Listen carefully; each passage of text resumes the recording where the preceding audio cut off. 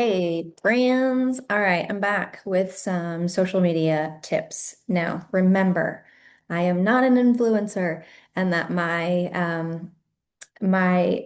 follower count has remained the same for over 5 years, except in the last week, I have finally moved the needle and I have gained 500 followers. Whoa. That's crazy. But and I mean, it's not really that crazy, but it is for me because I haven't been able to make that number budge. I would gain a few and lose a few like over again. Okay. So what changed? I'm going to teach you something that is really bizarre and very, very simple, and you're going to try it. And it's super simple. And it really is not going to hurt anything. And in the end, if it doesn't work, it doesn't work. And if it does work, it's awesome. But like, remember, our social media, it's just data. We're collecting data. We're testing the water. So what you're putting out there, unless you've already found your comfy, cozy niche spot, what you're putting out there is simply just trying. Like my grandma would say, you're throwing spaghetti at the wall to see what sticks.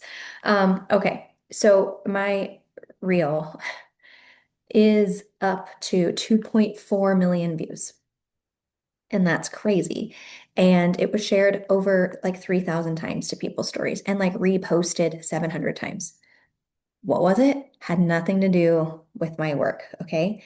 At all. It was just a video of me putting headphones in, sped up a little bit with text over the top. And the text was funny, kind of relatable to my age range of people that I want to reach. So that's kind of the important piece here. I was thinking of the age range and demographic of people I'm looking to reach, which for me, and usually for most people, are people like you. So I am looking for women with like entering the perimenopausal stage of life, like late 30s to 50s, like that group of women, to show them that like we can be moms, we can be emerging grandmas, and we can still be fit and show up for ourselves. So that's my target audience. And so I have been thinking, things that I think are funny that relate to that stage of life, then I am assuming that other people find that stuff funny too. And so that's what I am testing. If you go to my page right now, actually, I'm going to backtrack a little bit. It feels to me right now like I'm trying to be a meme page. Like you go to my page, it's just a bunch of funny reels. However, this isn't forever. This is just temporarily as I start to build the followers. So you have to do a couple of things at the same time. Okay. So the first thing, when I have to hide my bra strap, I'm sorry. There we go. When I posted my first reel and it started to take off, I thought, oh no, they're going to follow me, but they're going to eventually leave because they're going to realize this isn't what I do. I don't share funny reels. Like, that's not who I am. They're going to be like, this was bait and switch. I got here and this isn't what she's doing anymore. So I needed to stick with it. But I also needed my profile to be interesting enough that they did want to stay. So they're going to go, haha, this video is funny. I wonder what this lady's about. And then they go to my page. What do they see right there in that, 20-second snapshot? That's going to provide enough value for them to make them want to stick around. So I asked ChatGPT for help with this, and I had to change my profile. I changed my name. I changed the little information underneath. Made sure that my link kind of made sense. I went into my highlight bubbles and I deleted some old stuff from them.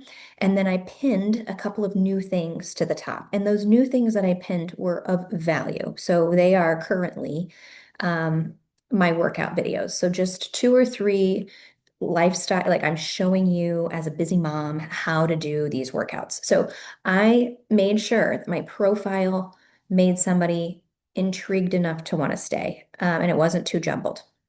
So that's going to be really important. So if you choose to start trying this, you will need to do that either first or kind of as you're going through this process. I was noticing that my fitness content is getting some views, but my funny content is getting more shares. And so I have to do both. I need to find the balance, funny fitness, actual real stuff, funny things, and then weaving throughout like kind of messy mom motherhood. So again, this is all a process. You're figuring these things out as you go. Don't want you to feel like I can't do this because I don't have the answers.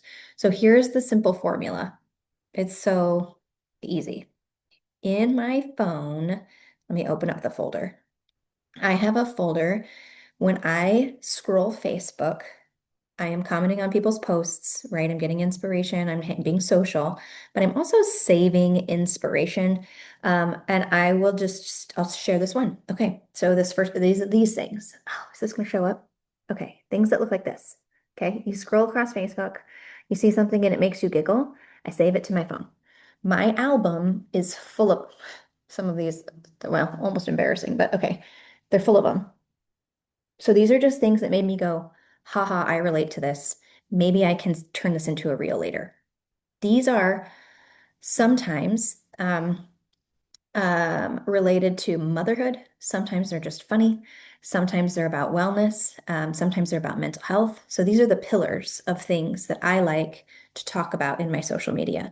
So as you're scrolling around in the internet world, let's just say, for example, you really like talking about cooking, then your Facebook feed or your Instagram feed, you're going to be seeing a lot of things about cooking all the time because naturally that's the kind of stuff that you're drawn to.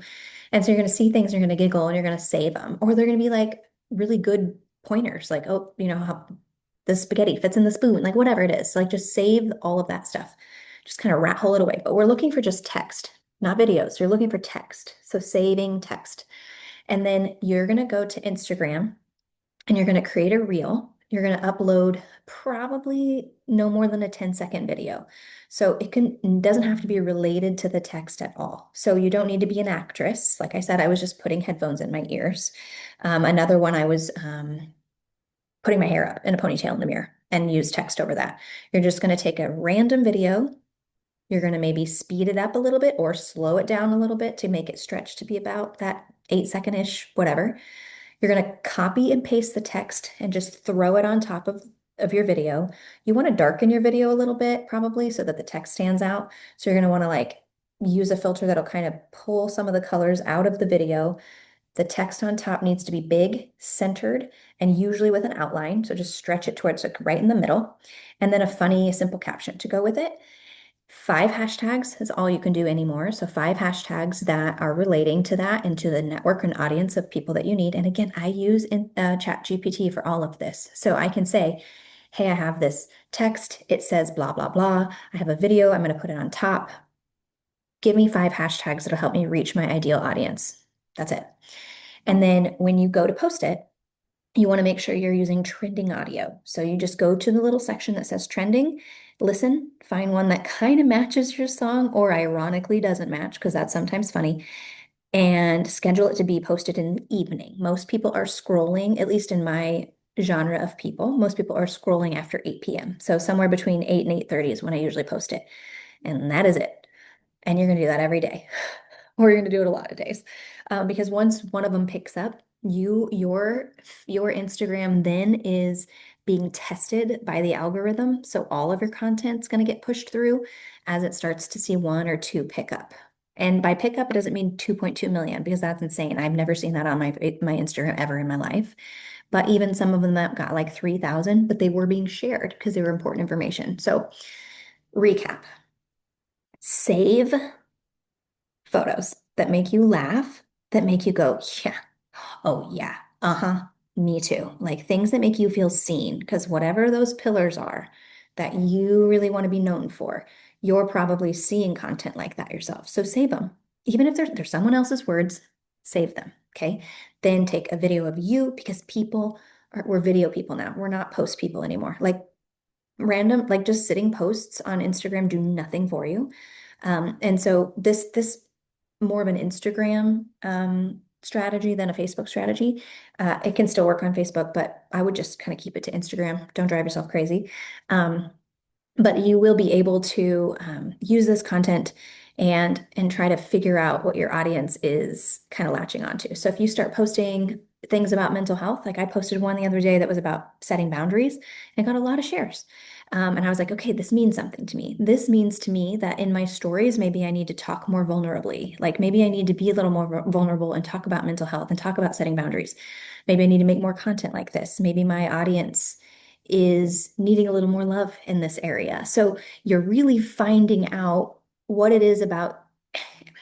It's less about I am an expert and more about I am trying to find the voice that I can stick with that people are responding to. So pick your pillars, save some memes, make your own video with that text on top of it. And if you feel bad, I will say this, I'm going to add this here at the end. If you feel bad because you feel like you're stealing someone else's content, I'm going to zoom in on this one. Like at the bottom, you know how sometimes it'll say who originally posted that? Actually, we'll put that on the video. So I didn't on my first one. Hindsight's 2020. Now I'm telling you, just at the very, very teeny tiny bottom, you can just write at and then that person's name. So it's not like taking away from it. But then that way, if somebody comes to you and they're like, this isn't even your content, you're like, yeah, I tagged them in it. Like, it's not a big deal. Everything on the internet is shared. Very few original ideas. We're just trying to figure out, what's going to stick for us. So if you're looking to grow your follower count, this is a good plan for you to try. And again, though, this is not getting me customers. I don't have a customer from this. I'm increasing my reach and my follower count. And now I am trying to strategize how to take those people and keep them here. And how do I get them to start going and looking at my stories? And so that they can see that I sell some things that would be helpful for them, right? Because I'm not making reels about peptides right now. I'm just making funny things that are relatable.